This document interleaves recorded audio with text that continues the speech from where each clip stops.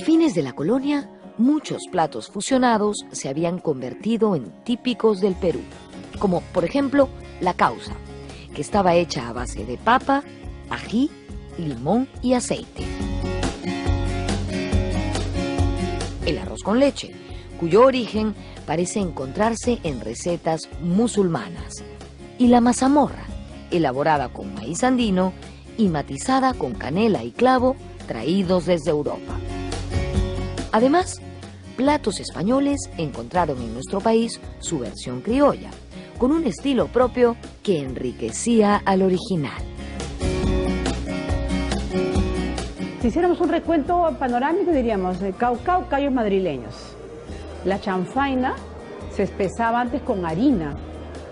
Sin embargo, acá, por las variedades de papas que existen, se pudo espesar solo con la papa. Es más, se le agrega el mote, vale decir, el maíz ingresa. Se le agrega algunas hierbas y se le acompaña con arroz. O sea, creo que cada cultura, cuando se produce el proceso de conquista, cada cultura, cada país, de lo que ingresó a su territorio, fue recreado nuevamente.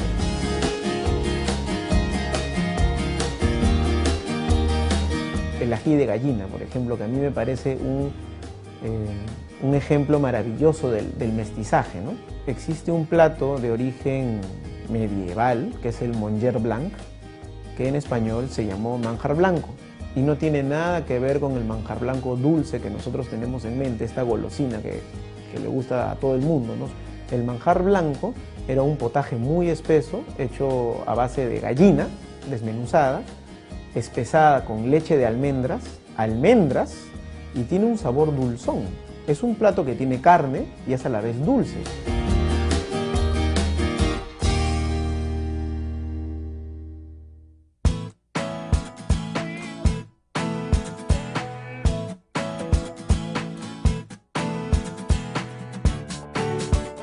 Los conquistadores españoles trajeron consigo muchos cultivos árabes. Recordemos que la península ibérica formó parte del Emirato de Córdoba. Fue un territorio ocupado durante varios siglos. Cruzando el Mediterráneo, llegaron a España desde el África y desde el Asia muchos productos que luego atravesaron el Atlántico para llegar hasta América. Muestra de ello son el té, el aceite de oliva y los cítricos, entre muchos otros.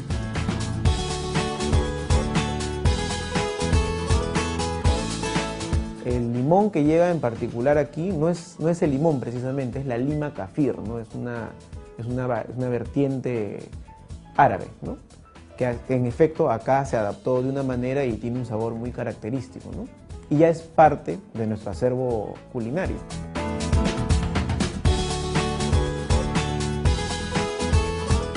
La estupenda investigadora de nuestra cocina, Isabel Álvarez, nos cuenta que en nuestros postres, en nuestros dulces, también hay enormes influencias moriscas. Los moros eran los musulmanes que se quedaron a vivir en España luego de la Guerra de Reconquista. El caso de la teja, por ejemplo, tiene una gran influencia árabe, aunque sea propiedad intelectual completa de los iqueños. De otro lado, y cambiando radicalmente de tema, el investigador Javier Otazu dice que los anticuchos podrían tener su origen en Marruecos.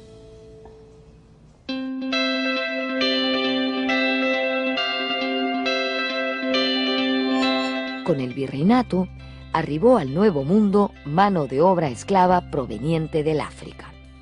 Los esclavos se encargaron de dos cosas muy preciadas para el sostenimiento de los hogares en el Perú colonial: la comida y el cuidado de los hijos.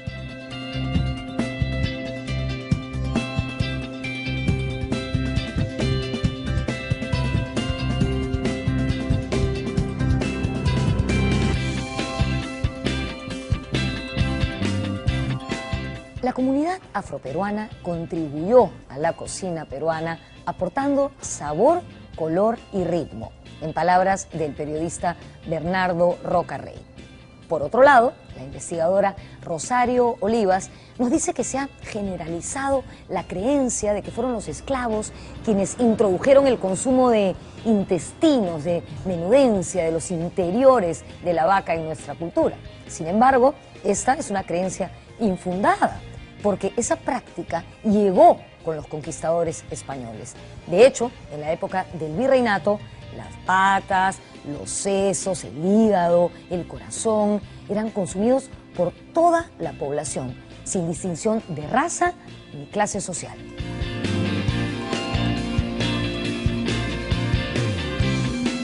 Lo que los señores blancos, los señores hacendados, se dice, es lo que comúnmente se piensa, no comía, lo comían los negros, lo comían los pobres. Eso no es verdad, no es que no lo comieran, sino que la práctica cultural alimentaria de comer interior la traen los europeos en principio, porque acá no había ganado vacuno.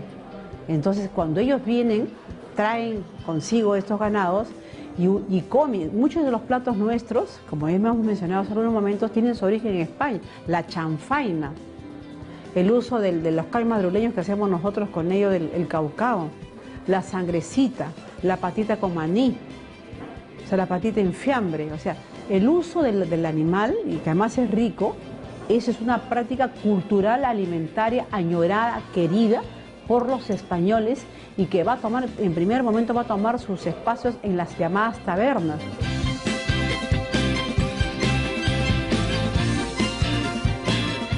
En los hogares coloniales, la cocina generalmente estaba a cargo de esclavos y esclavas que se distinguían por su espectacular sazón. Para Rosario Olivas, el gran aporte de ellos es el aderezo del tacu-tacu. Todos saben lo que es un tacu-tacu, ¿no es cierto? La mezcla de los frijoles y el arroz del día anterior en la sartén. La palabra tacu-tacu proviene del quechua taqui-taqui, que quiere decir algo así como cosa revuelta.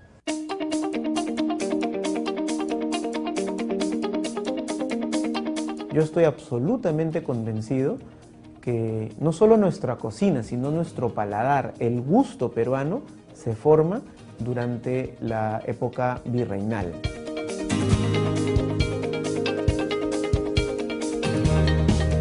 Entre 1821 y 1824, el Perú alcanzó su independencia. Las fronteras se abrieron a otras culturas y regiones. De esta forma, empezaron a llegar migrantes europeos y asiáticos. La mayoría de los últimos vino de Macao, China. Los chinos, que vinieron en condiciones de semi-esclavitud, llegaron contratados para trabajar en las haciendas azucareras de la costa.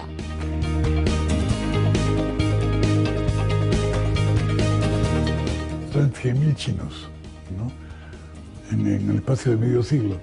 Y entonces, y los chinos vienen con contratos leoninos de trabajo que son casi esclavos, son esclavistas prácticamente. Y en su contrato figura que los españoles, los dueños, se prometen a darles 1 libra de arroz por día, porque es la alimentación principal de los chinos. Y entonces por eso en el norte se crean grandes arrozales.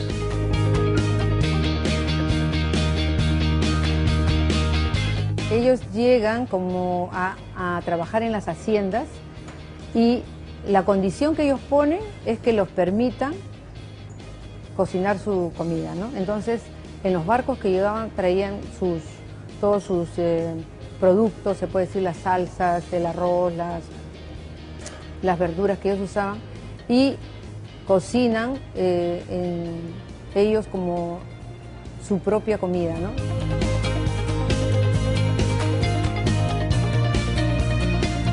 Con el paso de los años, los chinos se fueron adaptando a la sociedad peruana. Su aporte a la gastronomía resultó imperecedero. De la fusión de ingredientes y estilos, nacieron platos chino-peruanos que ahora resultan fundamentales en nuestra tradición gastronómica.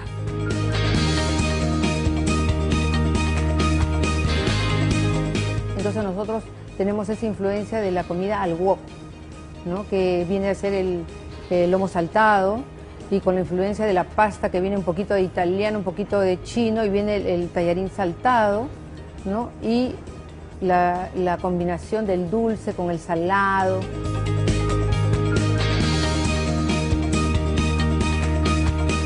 Aparecieron también locales donde se preparaban este tipo de platos. Esos locales fueron llamados chifas.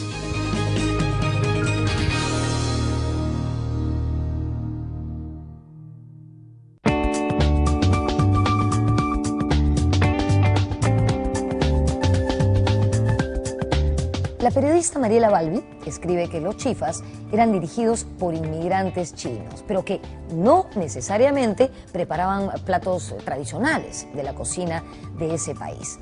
Eran más bien una especie de fondas donde se servía buena comida a precios bajos. Las clases altas de la sociedad entonces se mantuvieron alejadas de estos sitios. Y esto, de alguna manera, puede explicar que un plato como el lomo saltado, una fusión de técnicas e ingredientes peruanos y orientales, no estuviese formalmente en los recetarios hasta inicios del siglo XX. Yo ahorita les voy a seguir contando más cosas, pero antes me voy a comer este lomito saltado.